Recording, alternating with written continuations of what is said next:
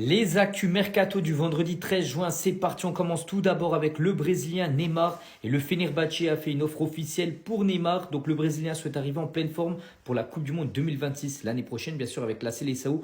Donc il dispose d'une clause pour pouvoir rejoindre l'Europe gratuitement cet été. Et le Fenerbahçe, les gars, fait une offre officielle pour Neymar.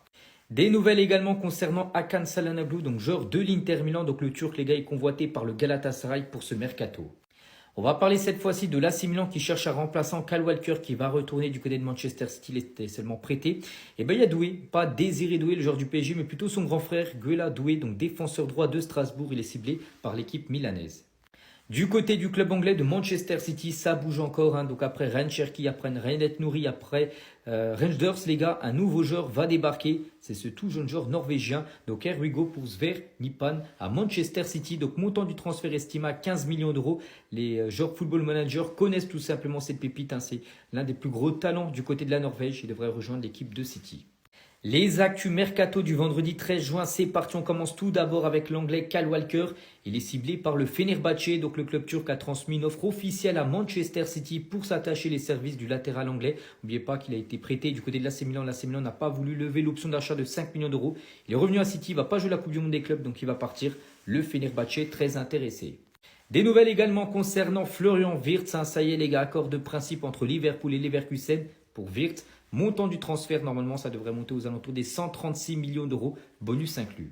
Des nouvelles également concernant Ivan Perisic, donc le joueur de 36 ans du PSV. Et ben le PSV veut retenir Ivan Perisic, en fin de contrat là dans un peu moins de 20 jours. Donc bref, le club néerlandais lui a proposé un nouveau contrat de 2 ans avec un statut de titulaire garanti.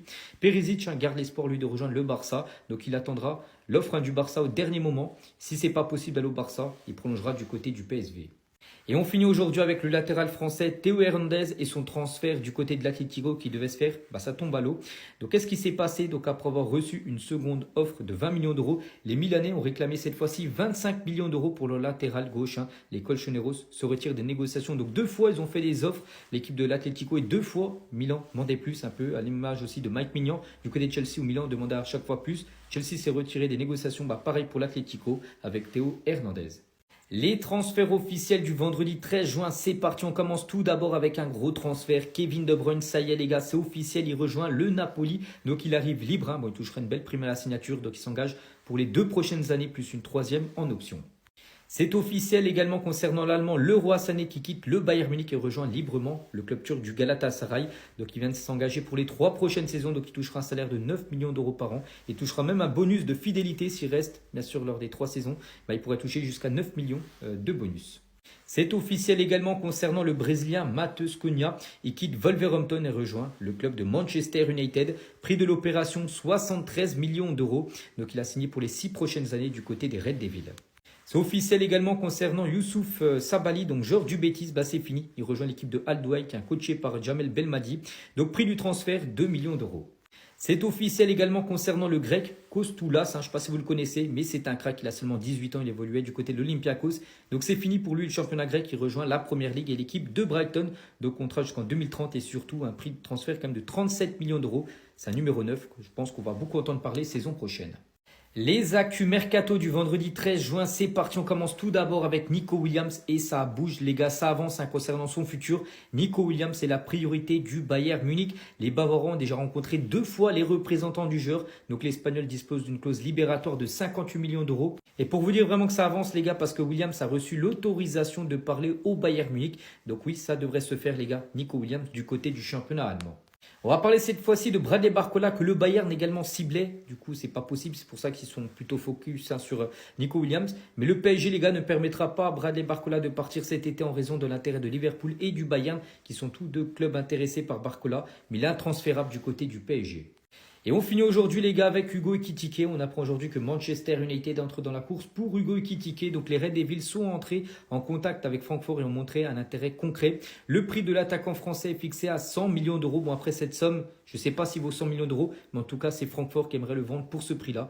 Donc il y a Manchester United et il y a toujours Chelsea les gars, très intéressés. Les actus mercato du vendredi 13 juin, c'est parti. On commence tout d'abord avec Julian Alvarez, donc joueur de l'Atlético, avec le nouveau maillot des Colchoneros saison prochaine. Mais nous, ce qui nous intéresse, c'est le mercato. Et Julian Alvarez, les gars, on veut que l'Atlético construise une équipe capable de concourir pour la Liga et la Ligue des Champions pour les années futures. Donc si l'Argentin n'est pas satisfait de la saison prochaine, eh bien, il pourrait partir et il pourrait faire pression pour un départ et le FC Barcelone étant clairement favori pour sa signature pour remplacer Robert Lewandowski. Et toujours du côté de Barcelone, ce joueur veut que le Barça, c'est Marcus Rashford, a déclaré à ses agents qu'il souhaitait seulement quitter Manchester United pour filer du côté du FC Barcelone.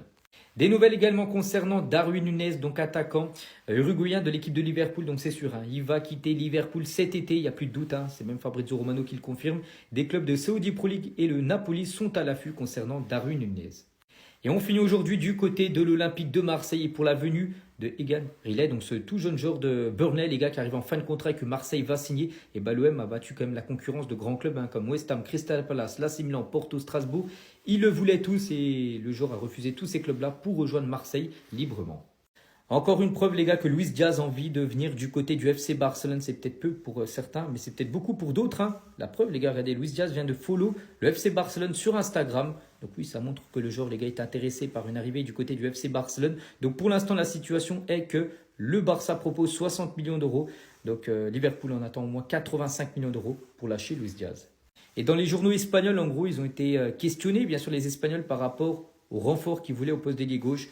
Et c'est Luis Diaz, bien sûr, qui reçoit le plus de votes devant Leao, Rashford et Perisic. On va parler cette fois-ci de cette pépite portugaise. Il s'agit de Cardoso Varela. Je ne sais pas si vous le connaissez. Il joue du côté du Dinamo Zagreb en Croatie. Et en gros, ce joueur devrait débarquer du côté du FC Barcelone. Donc les préparatifs sont en cours pour la signature officielle. On parle d'un transfert de 5 millions d'euros. Donc le projet, en gros, ce serait de l'acheter là, dans quelques jours, et de le prêter une année supplémentaire du côté du Dinamo Zagreb. Et on finit avec les magnifiques maillots de la saison prochaine. C'est pas encore officiel, mais voici à quoi devrait ressembler la tenue pour la version extérieure du maillot. Et pour le troisième maillot, ça devrait être un maillot de couleur orange, qui est aux couleurs des Pays-Bas. Tant mieux pour Frenkie de Jong. Bonne nouvelle pour le PSG à 48 heures de son premier match de Coupe du Monde des clubs contre l'Atlético Madrid. Ce sera dimanche soir parce qu'on connaît l'arbitre. Bon, c'est pas l'arbitre qui fait le match, mais avec cet arbitre, le PSG gagne souvent. Ça sera le Roumain Ivan Kovac au sifflet dimanche soir contre l'Atlético Madrid. Donc il a arbitré quand même 3 fois le PSG cette saison en Ligue des Champions pour 2 victoires surtout. La victoire contre l'Inter il y a quelques semaines, la finale Ligue des Champions, c'était lui l'arbitre. Il avait également arbitré le Liverpool PSG en 8e de finale retour où Paris s'est imposé 1-0 après. Victoire après au tir au but.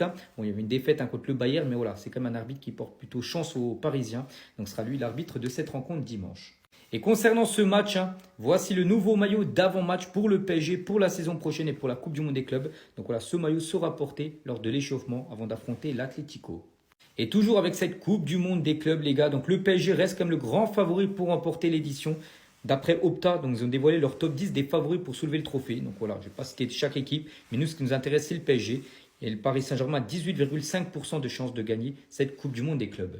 Le Real Madrid va tout faire son possible pour signer Álvaro Carreras du Benfica. Donc le Real Madrid a appelé Carreras pour lui dire que le club ferait tout son possible pour le signer après la Coupe du Monde des clubs. Aujourd'hui les gars, ce vendredi 13 juin, il pourra avoir une nouvelle recrue du côté du Real Madrid. On apprend d'après quelques infos en provenance d'Espagne que l'annonce du transfert de Franco Mastantuono au Real Madrid devrait être faite aujourd'hui aux alentours des 15h. On en verra. Après, c'est pas 15h, ça peut être 16h, ça peut être dans la soirée, bon, ça peut être demain, mais ça se peut qu'aujourd'hui, Franco Mastantuono soit officiellement un joueur du Real.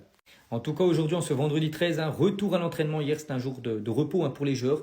Reprise de l'entraînement. Regardez, qui était présent, bien sûr, Trent Alexander-Arnold. Donc, voici quelques joueurs lors de l'entraînement aujourd'hui, bien sûr. On peut voir Kylian Mbappé aussi, qui est bien sûr de retour. Huijsen. Et à noter que Luka Modric est présent à l'entraînement pour la dernière fois du côté de Valdebebas. C'est le centre d'entraînement du Real. Parce que demain, samedi, le groupe du Real Madrid s'envole pour les États-Unis. Puis après, bien sûr, on sait qu'il va quitter le club certainement pour aller à l'AC Milan. Et on finit avec Kylian Mbappé. Il a reçu des crampons customisés de la part de son équipementier Nike avec 31 par rapport à ses 31 buts inscrits cette saison en Liga.